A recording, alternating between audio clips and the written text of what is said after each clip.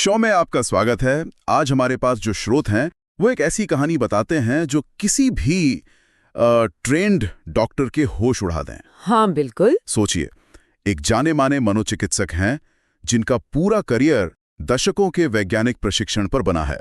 और उनके एक मरीज हैं जो गंभीर चिंता और ऐसे बुरे सपनों से जूझ रही है जिनका कोई सिरा ही नहीं मिल रहा। 18 महीने के इलाज के बाद भी कुछ नहीं, कोई फायदा नहीं। फिर एक तरह से हताश होकर वो डॉक्टर एक ऐसा तरीका अपनाते हैं जो विज्ञान की किताबों से कह सकते हैं बाहर है। और एक ऐसा दरवाजा खुल जाता है जिसे वो दोबारा कभी बंद नहीं कर पाए। हम बात कर रहे हैं डॉक्टर ब्रायन वीस और उनकी मरीज कैथरीन की। जब हर पारंपरिक तरीका हर तरीका नाकाम हो गया तो डॉक्टर वीस ने सम्मोहन यानी हिप्नोसिस का सहारा लिया, जिसका मकसद ही होता है चेतन मन की रुकावटों को पार करके सीधे अवचेतन मन तक पहुंचना। बिल्कुल, जहां हमारी गहरी यादें और डर छिपे होते हैं। लेकिन उन्हें जो मिला वो किसी बचपन के दबे हुए सदमे की याद नहीं थी, उन्हें मिले पिछले जन्म। और आज हमारी ये गहरी चर्चा इसी अविश्वसनीय सफर पर है। हमारे स्रोत हैं डॉक्टर ब्रायन वीस की किताब मेनी लाइव्स मेनी मास्टर्स के कुछ अंश। हम सिर्फ ये नहीं जानेंगे कि क्या हुआ, बल्कि ये भी समझने की कोशिश करेंगे कि इसका मतलब क्या है। और एक साइकिक ने इन यादों की पुष्टि कैसे की, और एक वैज्ञानिक दिमाग इस सबको कैसे हजम करने की कोशिश करता है। तो चलिए इस रहस्य की परतों को खोलना शुरू करते हैं। कहानी का ये हिस्सा शुरू होता है कैथरीन के आखिरी सेशन के 2 महीने बाद। वो अचानक एक अपॉइंटमेंट लेती है। डॉक्टर वीस लिखते हैं कि जब वो उनके ऑफिस में आई तो वो उसे पहचान ही नहीं पाए।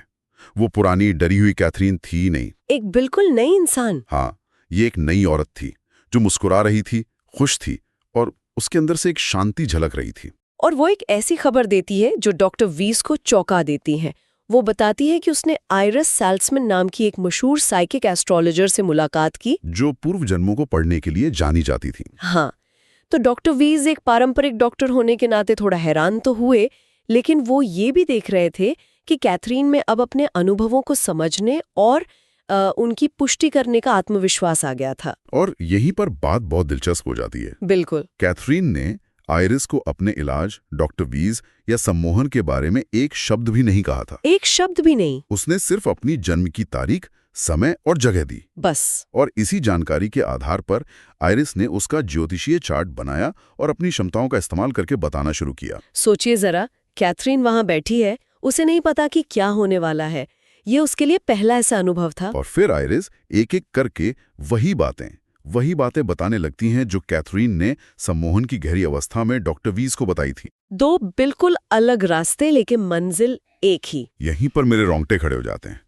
आइरिस ने जो विवरण दिए वो कोई गोलमोल बातें नहीं थी। नहीं, वो बेहद सटीक थी। जैसे उसने अपने ही गले को पकड़कर कहा, एक जन्म में तुम्हारा गला घोंटा गया था, काटा गया था, तुम एक जवान लड़के थे, तुम्हारा गांव जल रहा था। फिर उसने बताया कि वो कैथरीन को एक नौसैनिक अफसर के रूप में देख रही है जिसने अजीब बकल वाले जूते पहने हैं। और अचानक आइरिस अपना बायां हाथ पकड़ लेती है। हाँ, और कहती है तुम्हारे हाथ में कोई नुकीली चीज घुस गई थी जिसका निशान हमेशा रह गया। उसने स्पेन की एक वेश्या होने के बाद की जिसका नाम एल से शुरू होता था। उसने एक अमीर आदमी की नाजायज बेटी होने का भी जिक्र किया जो वीणा बजाती थी और घोड़ों से बहुत प्यार करती थी। ये सिर्फ मिलती जुलती कहानियां नहीं थी, ये हूबहू, बिल्कुल हूबहू वही थी। नाम, चोट के निशान, कपड़े, ये कैसे मुमकिन है? डॉक्टर वीस के नोट्स में ये सब पहले से दर्ज था। नौसैनिक का नाम क्रिश्चियन था, उसके हाथ में वही चोट थी। स्पेन की वेश्या का नाम लुइजा था। जिस जवान लड़के जोहान का गला काटा गया था वो भी सम्मोहन में सामने आ चुका था। यहाँ एक पैटर्न साफ दिखता है, बार बार हिंसक या अचानक मौत, डूबना, गला कटना, युद्ध में मारा जाना। और ये सीधे तौर पर कैथरीन की आज की गंभीर चिंता और वो पानी से डर, घुटन के एहसास और बुरे सपनों से जुड़ता है ना। बिल्कुल। सम्मोहन में इन यादों को दोबारा जीने से उसे राहत मिली थी क्योंकि आखिरकार उसके डरों को एक वजह मिल गई थी। और अब एक अजनबी उसी वजह की पुष्टि कर रही थी। और ये सिर्फ दर्दनाक यादें नहीं थी, कुछ कनेक्शंस तो बहुत ही अजीब थे। हाँ, जैसे वो अमेरिकी इंडियन वाली बात।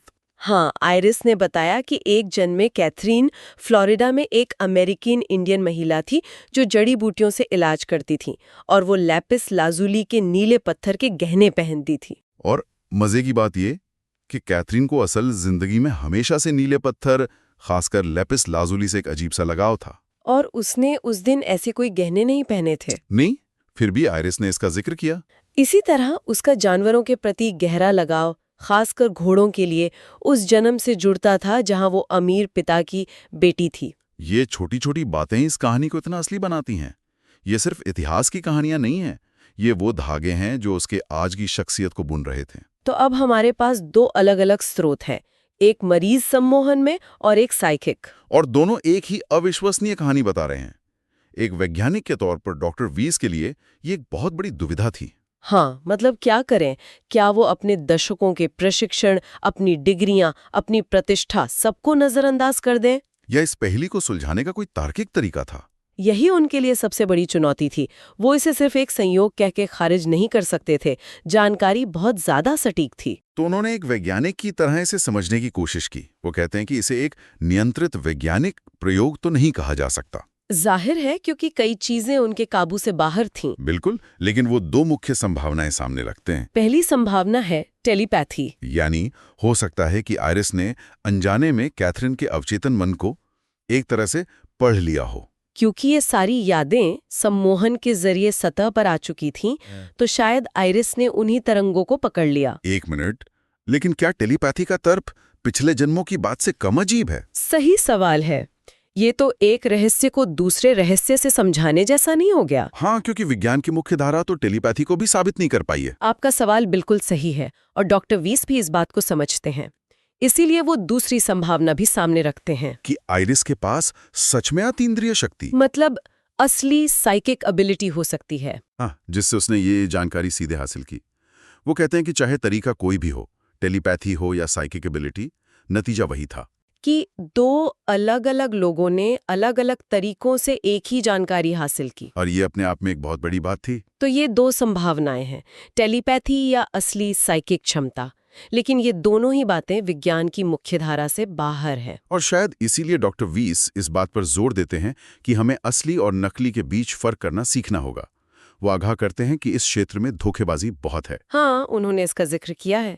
आजकल बहुत से नकली साइकिक हैं जो लोगों के डर का फायदा उठाते हैं। वो ऐसी गोलमोल बातें करते हैं जो किसी पर भी लागू हो सकती हैं। बिल्कुल।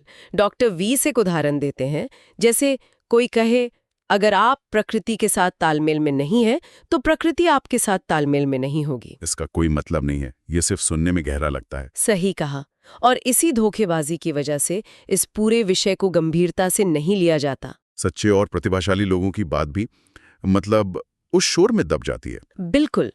डॉक्टर वे जोर देते हैं कि इस विषय को अंधविश्वास की तरह नहीं, बल्कि विज्ञान की एक नई शाखा की तरह देखने की जरूरत है, जिसकी पड़ताल होनी चाहिए। तो फिर सही तरीका क्या है? वैज्ञानिक पद्धति। लेकिन क्या ये मुमकिन भी है?